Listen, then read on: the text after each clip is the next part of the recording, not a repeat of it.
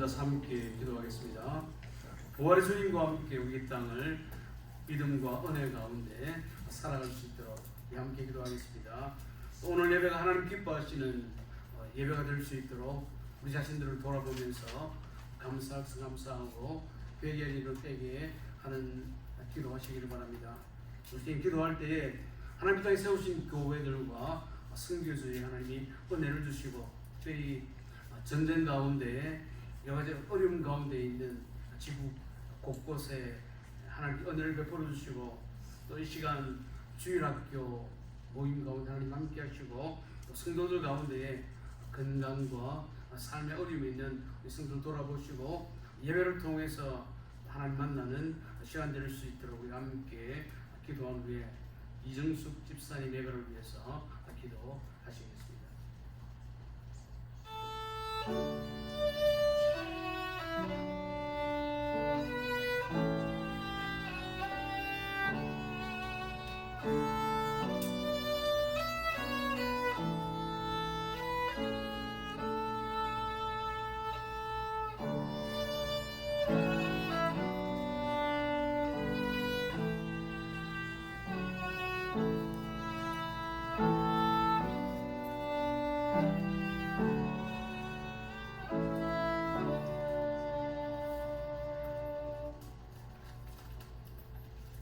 사랑과 은혜가 풍성하신 사랑의 하나님, 하나님의 자녀로서 주님을 섬기며 살아오게 하심을 감사드립니다.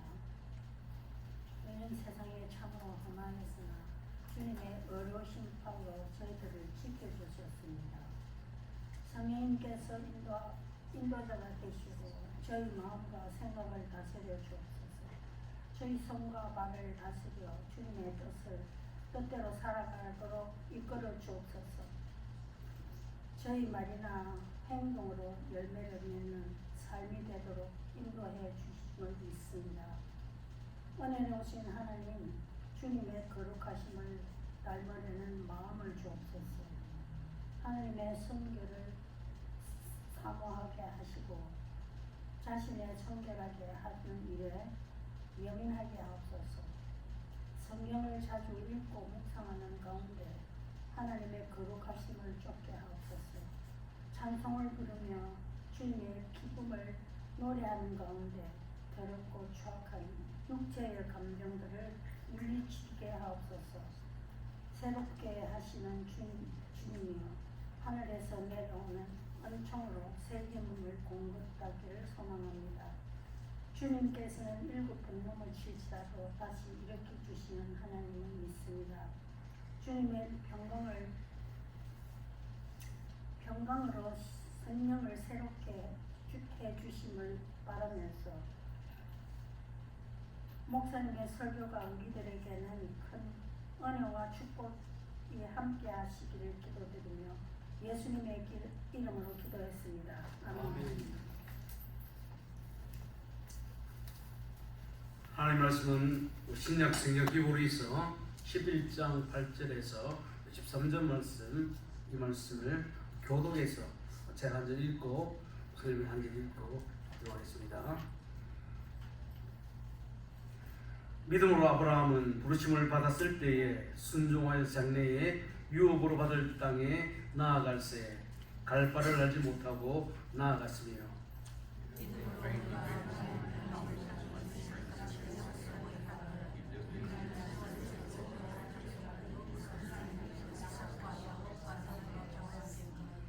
이는 그가 하나님이 계획하시고 지으실 터에 있는 성을 바랐습니다.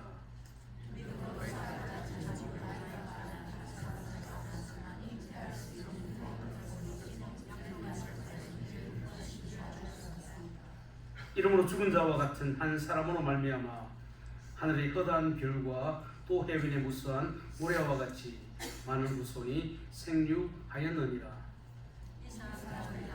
믿음으로 따라 죽었습니다. 약속을 받지 못하였으되 그것을 멀리서 보고 안녕하며 또 땅에서 외국인과 다림을 증언하였으니.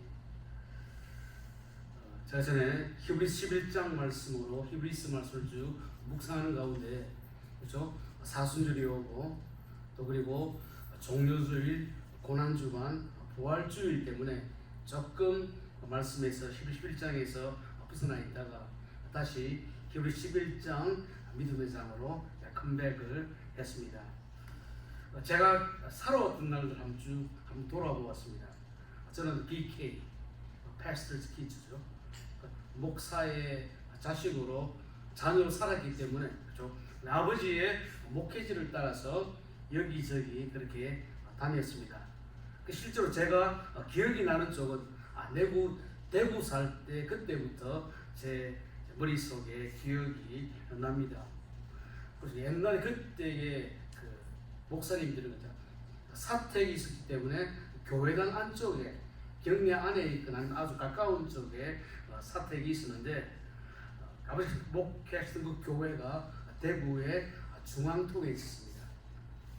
그 중앙통 좀 번화한 쪽으로 느껴지죠. 제가 그때의 기억인데 이 중앙통은 서울의 명동이나 지금 강남이나 또 부산 같으면 남포동, 즉 해운대와 같은 좀 번화한 지역이었습니다. 그러니까 제가 생각을 가까이에 약정골목이 있었고 또 영화관이 있었고 대구백화점, 사람들 대구 사람은 대구백화점이 있었고 동네가 좋았기 때문에 제가 다녔던 학교가 중앙국민학교였는데 동네가 좋으니까 제가 거기에서 1학년 때부터 바이올린을 배웠습니다. 바이올린을 배웠는데 또 아버지 목회지를 옮겨서 갖고 대구의 내당동하면 좀 변두리 지역입니다. 방직 공장도 있었고 좀 그런 동네 대승국민학교 다녔기 때문에 그때부터 제가 바이올린 못 쳤습니다. 그러니까 좀 계속 쳤으면 좀 칠 수 있겠는데 그때로서 저는 바이올린을 끝이 났는데 제가 한번 쭉 보니까 그 대구 중앙통 쪽에는 학군이 좋았는데 변두리 쪽에는 별로 학군이 좋지를 않았습니다. 제가 그때를 한번 생각해 보면은 1966년도에 제가 초등학교, 국민학교 1학년 때였는데 그때는 그 동네에 전파사가 있습니다. 전파사 어떤 가게인지 좀 감이 오십니까? 이목에 전파사 뭔가 하면은 전파사 있으면 거기 가면은 라디오도 고쳐주고 드라이어도 고쳐주고 또 잔잔한 전기 제품들 또 수리 고장이 나면은 수리도 해주고 이런 전파사가 있었는데 그때 전파사 앞에는 이렇게 큰 스피커를 놔둡니다. 그러니까 이 스피커를 넣어두고 동네 사람들 오고 가면서 노래를 틀어주기 때문에 제가 그 동네 국민학교 1960년 고문 예배 다니면서 노래를 들었습니다. 그때 많이 들었던 노래가 뭔가 하면 인생은 나그네길. 제가 한번 북을 봤더니만 1966년에 최희준 씨가 불렀고 제목은 하숙생이더라고요. 그렇죠. 그때 국민학교 1학년인데 동네에서 구슬치기 하고 딱치고 놀아야 되는 그 나이인데도 불구하고 인생은 나그네 길인가 뜻도 모르면서 이게 머리에 입력이 되었더라고요. 실제로 생각 어릴 때의 어떤 생각이 그냥 입력이 되면 오고 가면서 늘 인생은 나그네 길 많이 들었기 때문에 인생이 나그네 길인가 인생을 다 모르면서도 좀 측은하게 느껴지고 처량하게 느껴지는 그런 기분이 있었다 하는 것입니다. 여러분, 우리 보통 교육을 말할 때 교육은 조기 교육이 중요하다. 그렇죠?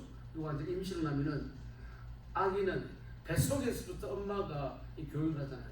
그때는 좋은 음악도 듣고 또 좋은 책도 읽고 또 좋은 생각도 하고 왜냐면은 아기가 태어나면 평생을 살아가는데 엄마 뱃속에서부터 생명이기 때문에 그래 교육이 필요하다.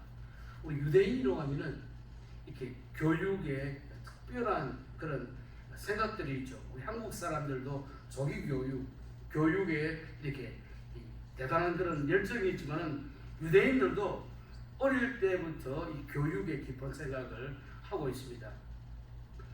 탈무드 같은 이런 책들도 있죠. 유대인들의 인생을 살아갈 때에 이렇게 살아가는 교육 그런 것입니다. 잠언 22장 6절에 보면 이런 말씀이 나옵니다.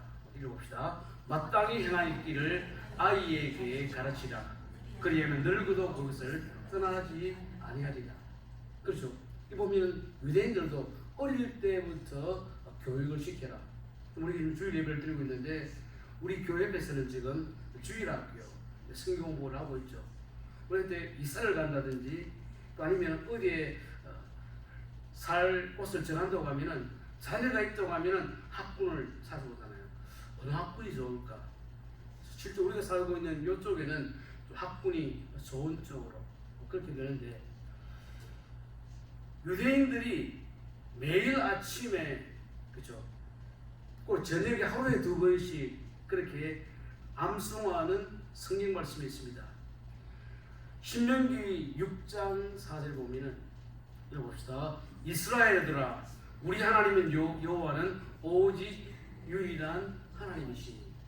6장 4절에서 9절까지 말씀을 유대인들은 아침에도 한번 외우고 또 저녁에도 외우고 이렇게 성경 말씀을 암송을 했는데 결국 이게 들어라 쉐마란 말이죠. 듣는다고 하는 것은 그냥 소리로만 듣는 것이 아니고 듣고 이해하고 순종하고 실천하는 것을 함께 의미하고 있기 때문에 유대인들은 늘 일어나면 하나님께서 나에게 무슨 말씀을 하시는지 아이들 때부터 그렇게 가르쳤고 또 자기도 평생 이 말씀을 아침과 저녁에 암송했다 하는 것이죠. 우리 오늘 예배를 드리러 왔습니다. 이 시간 뭡니까? 설교를 통해서 하나님 나에게 주시는 그 말씀, 그 듣는 시간이죠. 그 말씀을 듣는다고 하면 실제로 귀로 소리만 듣는 것이 아니고 내 마음이 열려야지 그 말씀이 내 그 마음에도 새겨지고 머릿속에 남죠. 실제 우리가 예배드리는데 우리의 마음을 닫는다, 귀를 닫는다고 하면은 그야말로 속이의 경읽기가 똑같죠. 아무리 설교를 한다 하더라도 내가 들을 준비가 안 되고 그리고 받아들일 마음이 이르지 않는다고 하면은 실제로 예배드린다고 하는 것은 내 마음을 열고 귀를 여는 시간이다 하는 것입니다. 열왕기상 3장 9절에 보면은 솔로몬이 왕이 되고 난 다음에 1000번제를 드렸을 때에 하나님께서 솔로몬에게 내가 너에게 뭘 줄까라고 물었을 때 그때에 솔로몬이 했던 이야기입니다. 읽어봅시다.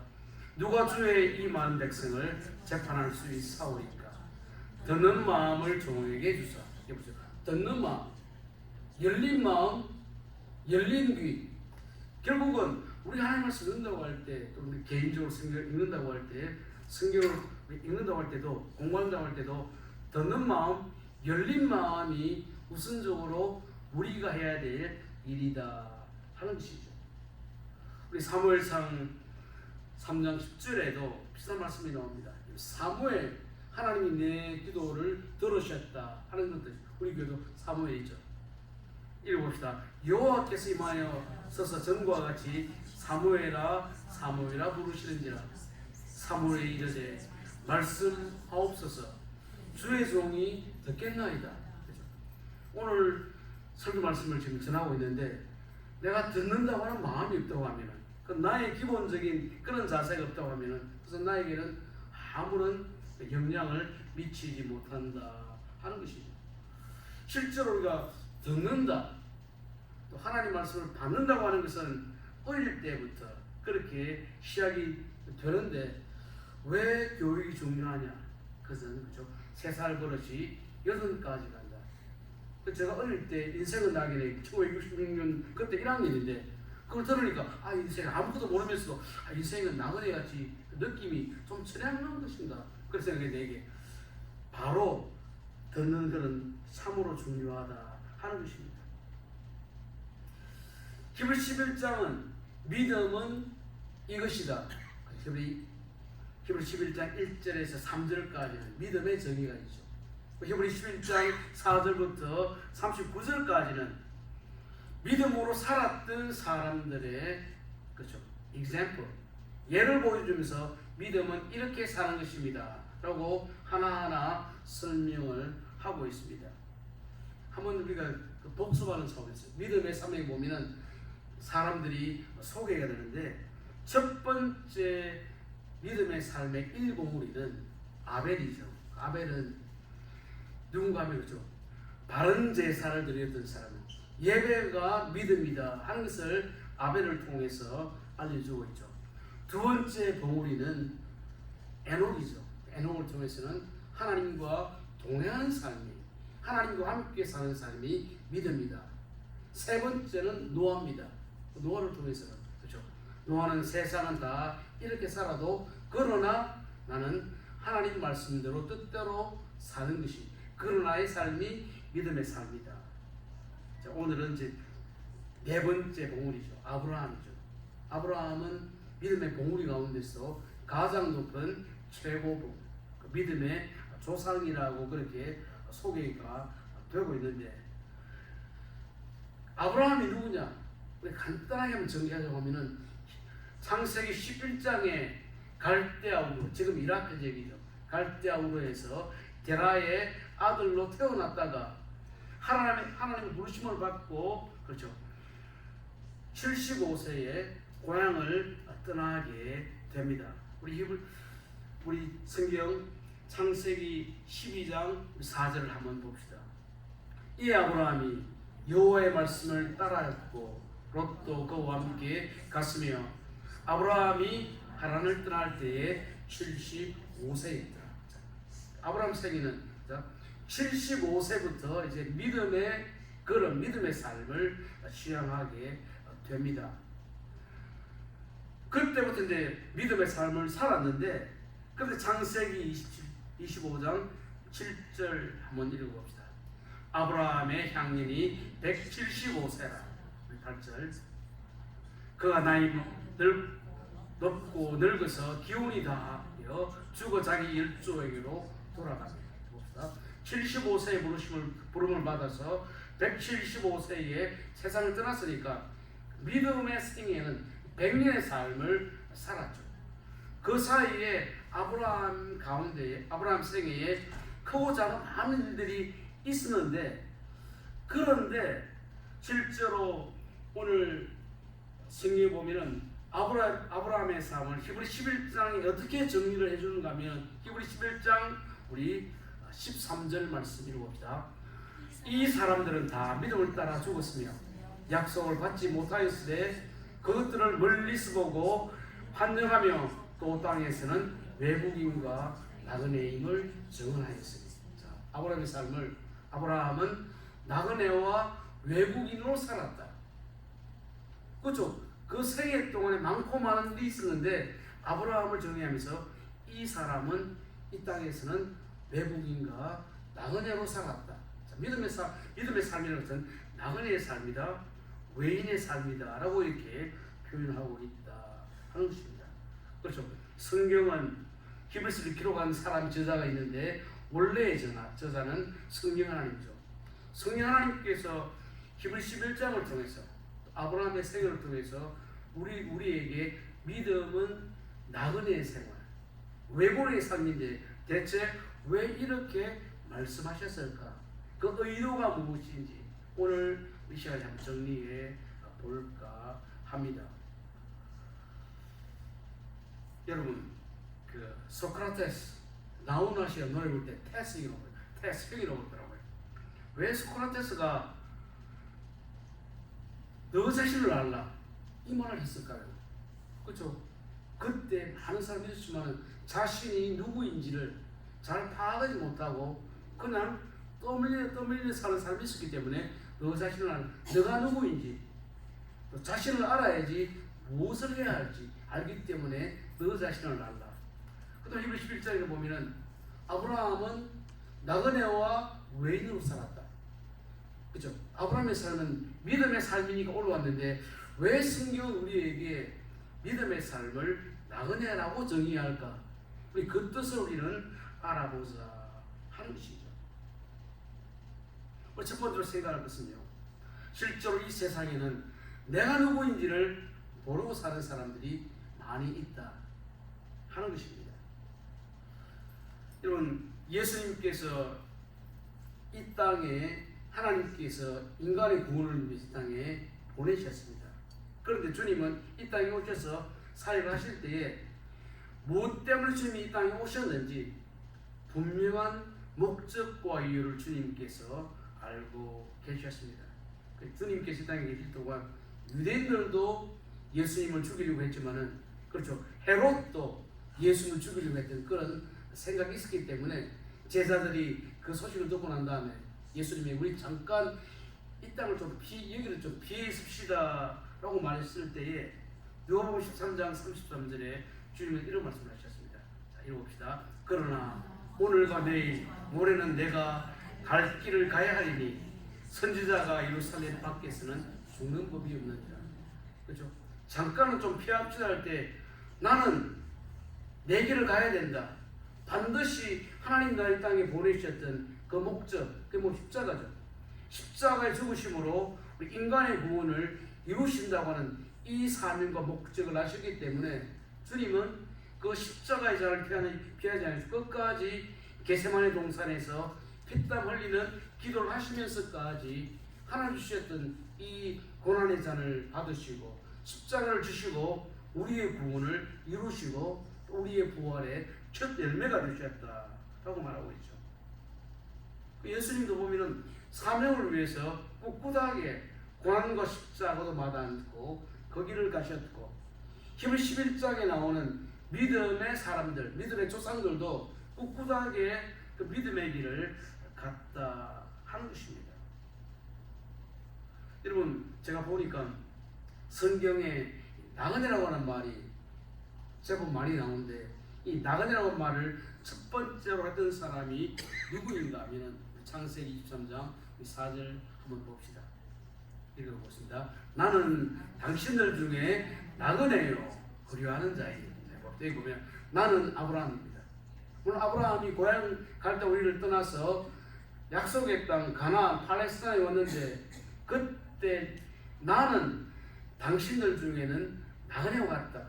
히브리 11장에 보면은 그렇죠. 믿음의 사람들은 나그네로 살았다 라고 이렇게 말하고 있습니다. 창세기 47장 9절을 보면은 야곱, 아브라함의 손자죠. 아브라함, 이삭, 야곱. 손자 야곱이 약속의 땅에 살다가 흉년이 왔습니다. 흉년이 오니까 이제 고향을 떠나서 이스라엘 사람들이 야곱의 식구들이 다 이집트로 내려가게 되죠.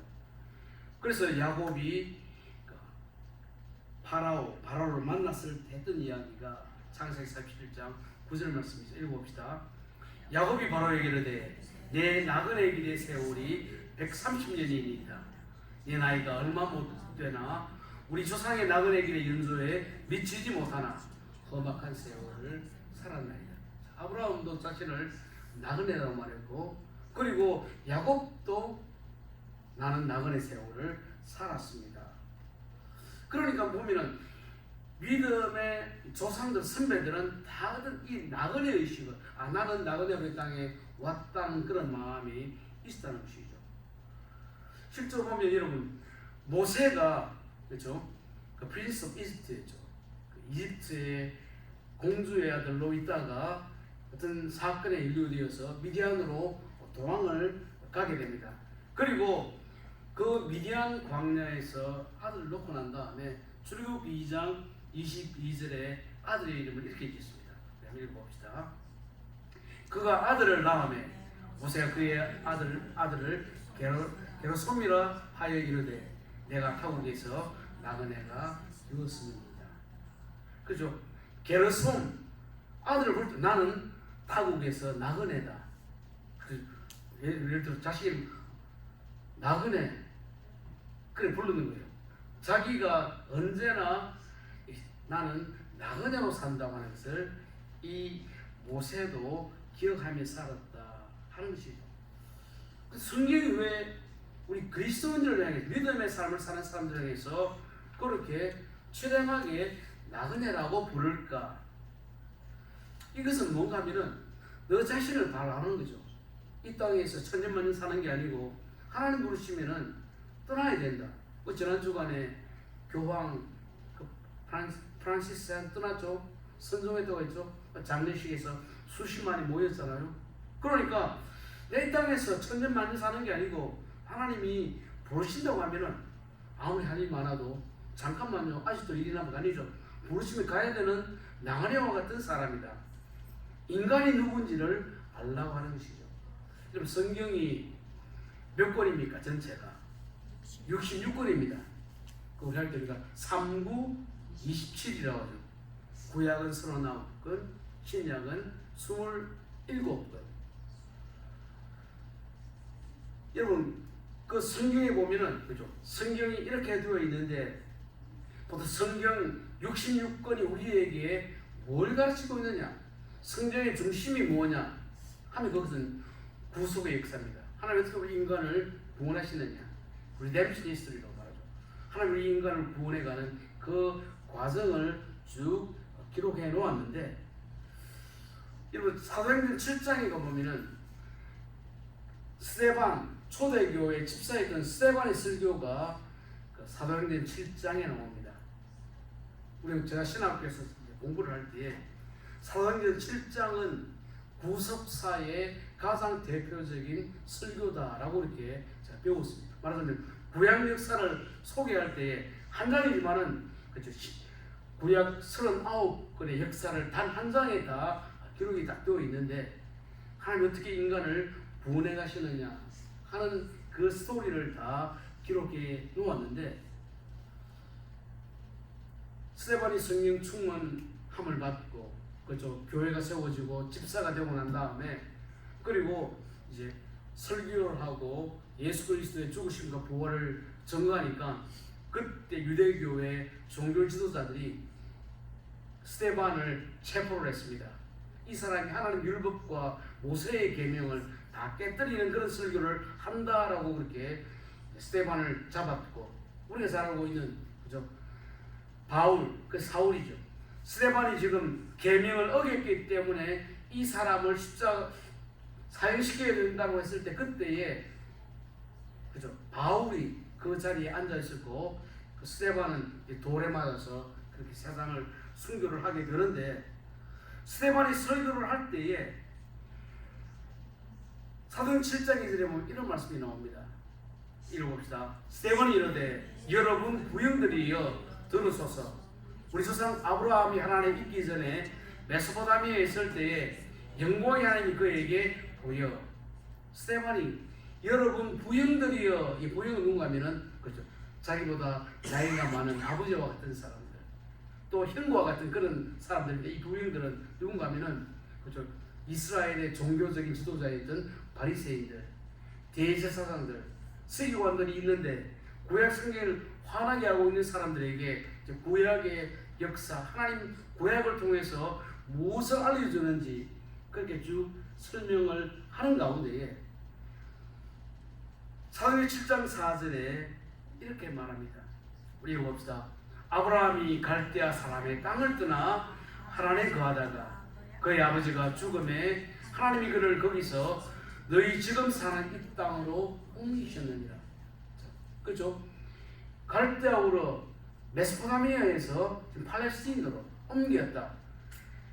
우리 믿음의 조상들도 나그네로 살았다는 것을 지금 스데반이 증언했다 하는 것입니다. 그러니까 결국은 성경은 우리들에게 우리 땅을 살아갈 때 우리는, 신자들은 나그네와 같이 살아간다 하는 것을 우리에게 알려주고 있었죠. 여러분, 우리가 하루하루 살아가고 있는데 이 나그네 의식을 나는 가지고 사는지 한번 확인해 보라는 것입니다. 두 번째로는, 그러면 성경이 나그네로 할 때 그것이 무엇을 의미하느냐는 것입니다. 우리 노래 부를 때 인생은 나그네 길 하서 노래 부른다고 하면 좀 척언하고 좀 체량하게 느껴지는데, 성경이 말하고 있는 나그네는 그것과는 좀 의미가 다르다. 그러니까 성경적인 나그네 의식이 뭐냐는 것을 우리에게 지금 알려주고 있다 하는 것이죠. 군이라고 하면은 군인의 정체성을 느끼면 군인으로서 용감하게 충성되게 나라를 지키고, 내가 학생인 걸 안다고 하면 열심히 미래를 위해서 준비하는 것이죠.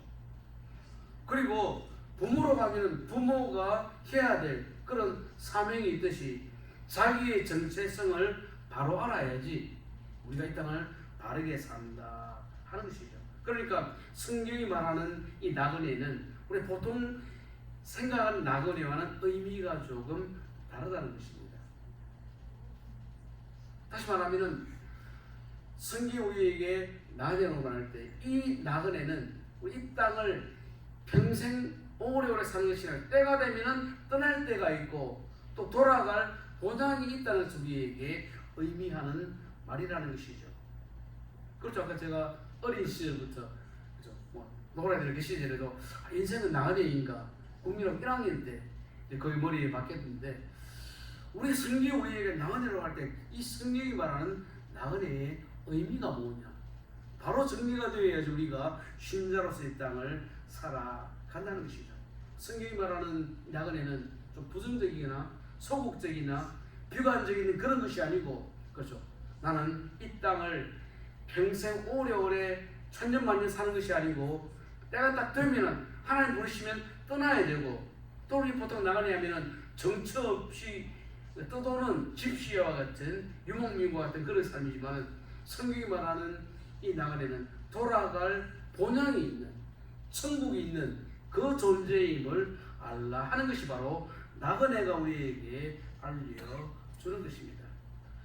제가 아까 전에 하우스탱 그 보니까 그게 노래 가사 가운데 어떤 부분은 맞고 어떤 부분은 아니더라고요.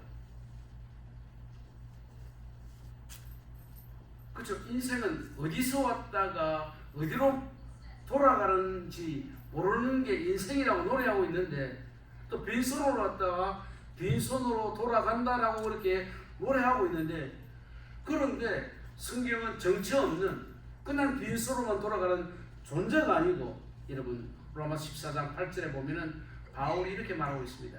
우리 로마 14장 8절 봅시다. 우리가 살아도 주를 위하여 살고 죽어도 주를 위하여 죽나니 그러므로 사나 죽나 우리가 주의 것입니다. 다시 말하면 이 땅을 허무하게 사는 것이 아니고 뭘 하든지 주님의 영광을 위해서 주님이 기뻐하시는 일을 하면서 가는 것이 우리의 인생이다. 그러니까 무엇을 하고 어떤 일을 하며 어디로 가는지를 분명히 알고 그렇게 살라라고 성경은 우리에게 말하고 있다 하는 것입니다. 그래서 우리는 지금 오늘 읽은 히브리서를 받았던 첫 번째 수신자는 1세기를 살았던 그런 사람들이고 우리는 21세기를 살아가고 있습니다. 그러니까 1세기와 21세기에 많은 것들은 차이가 나지만은 그중 이 편지를 받았던 사람은 기독교로 개종하고 난 다음에 여러 가지 삶이 어렵고 힘든데도 불구하고 이 편지를 보낸 사람은 우리가 돌아갈 천국이 있기 때문에 좀 어렵지만은 참고 끝까지 믿음으로 살아라고 주었고 또 우리에게도 우리 21세기를 살아가고 있지만 그렇죠? 우리의 삶은 우리가 돌아갈 천국을 바라보면서 하나님 영광 위에서 사는 것이 나그네의 삶이다 라고 그렇게 말한다고 하는 것이죠. 여러분 우리가 지난주 월요일날 큰 뉴스가 프란시스 교황이 세상을 떠났다. 천주교에서는 선종이라고 말합니다. 선하게 인생을 마쳤다. Finish well. 그렇죠. 우리 인생을 잘 마친다고 하는 것은 하나님 나에게 주신 사명과 목적과 또 뜻을 따라서 살아가는 것이 선종이 되는 것이죠. 우리도 선종할 수가 있다 하는 것이죠. 베드로 사도가 1세기에 아시아 여러 곳에 지금의 터키 지역이죠. 흩어져 살고 있던 사람들에게 편지를 보내서 이렇게 여러 가지로 교훈을 줍니다. 베드로서 1장 1절 우리 한번 읽어봅시다. 예수 그리스도의 사도 베드로는 본도, 갈라디아, 갑바도기아, 아시아와 비두니아에 흩어진 나그네. 그때 우리 교인들 나그네라고 말했죠. 그리고 요 지금 나오는 이 지역은 지금의 터키 지역을 말하고 있습니다. 지금 터키는 자기 나라 국호가 트르키예라고 말하는데 실제 사람들은 터키가 더 편하니까 그쪽에 살았던 사람들에게 편지를 보내서 여러분들은 나그네입니다. 지금 베드로가 말하는 나그네는 그죠? 오늘은 이곳 내일은 저곳 갈 바를 모르는 그런 나그네가 아니고 실제로 베드로서 2장 17절에 보면은 어떤 나그네인지를 조금 더 구체적으로 말하고 있는데 그렇죠? 베드로서 2장 17절을 한번 읽어봅시다. 무사람을 공경하며 형제를 사랑하며 하나님을 두려워하며 왕을 존대하라. 그러니까 이런 일을 하면서 살아가는 사람이다. 분명한 삶의 목적이 있는 사람이다 하는 것을 깨우쳐 주고 있다 하는 것이죠. 그리고 세 번째로 생각할 것은 우리가 나그네로 살고 있는데 그냥 뜨돌이 나그네가 아니고 나그네는 이렇게 살아야 된다 하는 것을 이제 계속해서 알려주고 있습니다. 우리 베드로전서 2장 11절 말씀 한번 읽어봅시다. 사랑하는 자들아, 그 유민과 나그네 같은 너희를 권하노니 영혼을 거슬려 싸우는 육체의 정욕을 제어하라.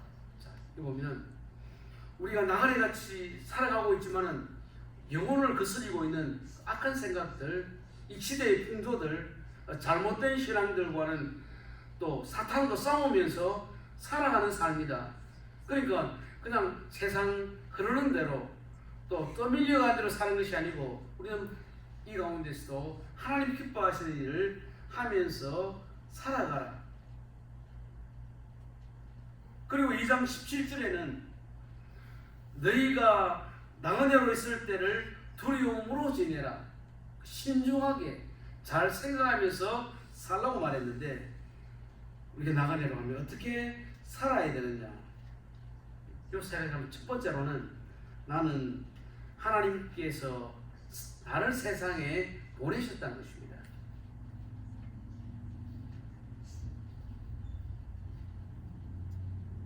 저는 내일 모레가 되면 저는 이제 노회 참석을 위해서 제가 유타 솔트레이크로 갑니다. 그렇죠. 그건 제가 가는 건 일종의 출장이죠. 회의 참석. 갔다가 그 회의가 끝나면은 5월 2일 날 돌아옵니다. 오늘 또 기타리스트가 오늘 몸이 없어서 못 나오는데 거기도 보니까 그 다음 주가 제가 노예 갔다 오고 나면 그 다음에 달라스로 컨퍼런스를 가더라고요. 내 가까이 또 한 사람은 코로나 때 타이완 쪽에 컨퍼런스가 못 갔는데 피터도 보니까 7월쯤인가 아르헨티나로 출장을 가더라고요. 그러니까 출장 가면 출장이 끝나면은 돌아오죠. 다시 말하면은 하나님 우리 땅에 보내셨다. 우리는 지금 출장을 왔다 하는 것이 나그네로. 우리의 삶은 이 땅에 그죠? 뭐 실수로 온 게 아니고 우연히 온 것이 아니고 하나님께서 어떤 사명을 주시고 출장을 보내셨다. 내가 이 땅에 와서 내가 해야 될 일이 있다 하는 것이죠. 여러분 우리가 살아보면서 이런 노래 들어보십니까? 왜 태어났니? 왜 태어났니? 공부도 못하는 게, 얼굴도 못생긴 게, 성격도 나쁜 게 왜 태어났니? 그 노래가 뭐 웃자고 했지만 아주 시니컬하잖아요. 인생이 이렇게 시니컬한 면이 많이 있는데 우리 이 땅에 태어난 게 내가 실수로 태어난 게 아니죠. 우연히 온 게 아니죠. 하나님이 나를 향해서 분명한 사명과 목적을 가지고 우리를 이 땅에 출장 보내셨다. 그렇죠? 다시 말하면 내가 이 땅에 온 것은 분명한 목적과 뜻이 있어. 나는 이 땅에 지금 출장 왔다. 나그네지만, 그렇죠? 이런 마음이 있어야지 우리의 삶이 더 의미가 있고 뜻이 있다 하는 것입니다. 혹시 그렇죠?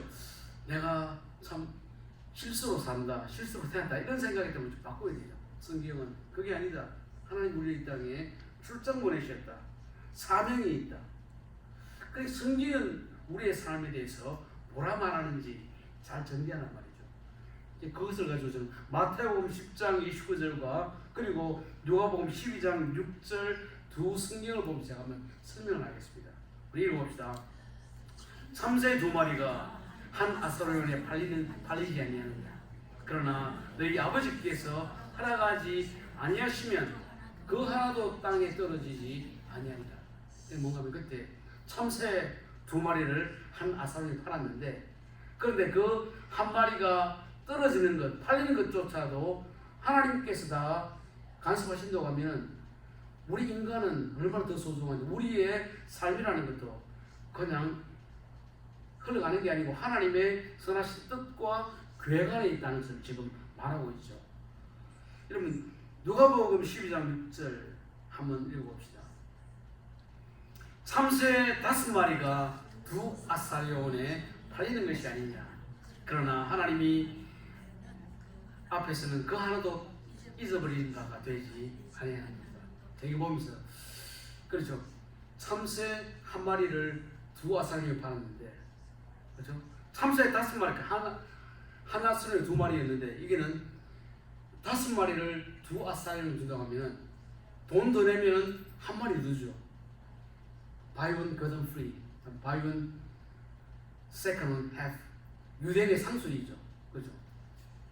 이게 다 유대인들은 이런 있잖아요. 99 cents, 99 달러 같은 게 다 유대인의 상술인데 참새가 팔리는 것도 하나님께서 다 계획하는 가운데 된다고 하면 너희의 인생도 하나님의 계획이 있다. 하나님 우리에게 알려주신다는 것이. 다시 말하면 하나님 내가 이 땅에 지금 산다.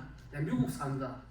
내가 여기 산다고 하는 것은 다 하나님의 계획과 뜻 가운데 나는 살아가고 있다고 한다면 우리의 인생 더 의미가 있다 하는 것입니다. 여러분 에레미야 1장 5절에 보면은 하나님이 에레미야에게 말씀하십니다. 내가 너를 모태에 짓기 전에 너를 알았고 내가 배에서 나오기 전에 너를 성별하였고 너를 여러 나라의 선지자로 세우노라 하시기로. 그러니까 하나님께서는 이미 우리의 모든 것 하나님의 뜻 가운데 계획하셨다. 나는 하나님의 목적과 뜻으로 왔다는 것을 나그네로 살지만 알자 하는 것이죠. 두 번째로는 나는 내가 할 일이 있다. 이것을 우리는 알아야 된다 하는 것입니다. 다시 말하면 사명감과 목적이 나에게 있다. 사도행전 22장 11절 말씀 한번 읽어보겠습니다. 나는 그 빛의 광초로 말미암아 볼 수 없게 되었으므로 나와 함께 있는 사람들의 손에 이끌려 다메섹으로 들어갔노라. 자, 이것은 바울이 주님 만나고 난 다음에 앞을 못 보았을 때 다메섹으로 들어가게 되었는데, 그런데 바울이 주님을 만나고 난 다음에 첫 번째 했던 질문이 무엇인가 하면은 주님 내가 무엇을 하겠습니까? 라고 그렇게 바울이 주님께 물었습니다. 그때 하나님께서는 그렇죠, 그 바울에게 너는 이방인에게 나의 복음을 전해라. 그러니까 주님은 바울을 만나고 난 다음에 내가 너를 이 땅에 보내는데 내가 나를 만났으니까 복음의 사명자로 살라라고 알려주셨다 하는 것이죠. 여러분 우리가 이 땅에 지금 살아가고 있는데 지금 내가 있는 여기가 그렇죠. 바로 이 시간이 바로 하나님 나에게 주신 사명이 있습니다. 그 일이 무엇이든 간에 가정이든지 직장이든지 하나님 나를 보내신 그곳에 할 일이 있다는 것을 기억하고 우리는 살 때에 그 삶이 아름다운 삶이 된다는 것입니다. 여러분 교회를 말할 때 교회는 유람선이 아니고 배럴십이라고 하죠. 이 땅 살아갈 때에 영적인 전쟁을 하면서 우리가 이 땅에 온 것은 관광하러 온 것이 아니고 그렇죠. 우리 이 땅에는 사명을 가지고 출장 왔다 하는 이 생각으로 사는 것이 바른 신자의 삶이라는 것입니다. 세 번째 우리가 나그네로 산다고 하는 것은 좀 가볍게 그리고 그 다음을 생각하면서 살라 하는 것이죠. 여러분 우리가 출장 떠난다고 할 때 그 차 뒤에 냉장고도 싣고 가전제품도 싣고 이사 가는 게 아니죠. 제가 작년 10월에 한국을 갔다 왔는데 그때 갈 때 우리가 식구들 말할 때 갈 때 짐 좀 줄여갖고 가볍게 가자. 제가 그렇죠. 내일 모레 제가 노회를 가는데 그때는 그야말로 짐을 잘 줄여서 간편하게 그렇게 떠나는 것이죠. 사도행전 7장 5절은 지금 스데반이 유대인들의 종교 지도를 했던 설교인데 우리 읽어봅시다. 그러나 여기서 발붙일 만한 땅도 유업으로 주지 아니하시고 다만 이 땅을 아직 자식도 없는 그와 그의 후손에게 소유로 주신다고 약속하셨습니다. 실제로 하나님 아브라함에게 발붙일 땅도 안 주시고 믿음 전해주고 가볍게 살다가 그리고 돌아오라라고 그렇게 지금 스데반이 아브라함의 삶을 그렇게 설명하고 있다 하는 것입니다. 여러분 우리가 이 땅에서는 그렇죠? 하나님 부르시면은 언제라도 떠나야 되는데 우리는 잠시 물다가 이 땅을 떠나야 되는데 그런데 우리는 이 땅에 하나님 나에게 주신 사명이 있고 목적이 있다 하는 것을 기억하고 이 땅에 하나님 나에게 맡기신 그일 잘 감당하고 떠나는 것이 바른 성경적인 나은혜의 삶이다 하는 것입니다. 이제 말씀을 맺겠습니다. 오늘 성경 말씀 우리에게 어떤 하나의 인사이트를 주는 것이죠. 내가 이 땅을 사는데 이렇게 살아야 되는 것이구나. 나는 이 땅을 살아갈 때에 하나님 나에게 주신 사명이 있고 목적이 있다. 나는 분명히 하나님의 뜻을 이루기 위해서 이 땅에 왔다는 것을 늘 기억하시길 바랍니다. 여러분 생명이라는 것은 살라는 명령이죠. 어떤 분은 내가 나에게 너무 많아서 할 일이 없다. 그게 아니죠. 내가 목숨이 끝나는 날까지는 하나님이 나에게 주신 사명과 목적이 있음을 기억하고 그 일 잘 감당하는 것이야말로 아름다운 나그네로서의 삶을 살아가는 것입니다. 우리가 이 땅을 살아갈 때 우리는 돌아갈 천국 본향이 있음을 늘 기억하고 또 하나님 만날 때 하나님 내가 이 땅을 살아갈 때에 이런 일을 하면서 왔습니다. 우리가 가져갈 것이 무엇인지 생각하고 하루하루 믿음으로 이 땅을 살아갈 때에 우리가 이제 주님 만날 때에 아름다운 주님과의 만남을 위해서 이 땅을 살아가는 성도가 되기를 주님의 이름으로 소원을 합니다. 우리가 오늘 이 말씀에 하나님 나는 이 땅을 사명으로 가지고 왔습니다. 내가 이 땅 주님 기뻐하시는 그 일 잘 감당하면서 지금 내가 있는 삶의 현장에서 최선을 다하며 살 수 있게 도와주십시오. 간단하게 기도하겠습니다.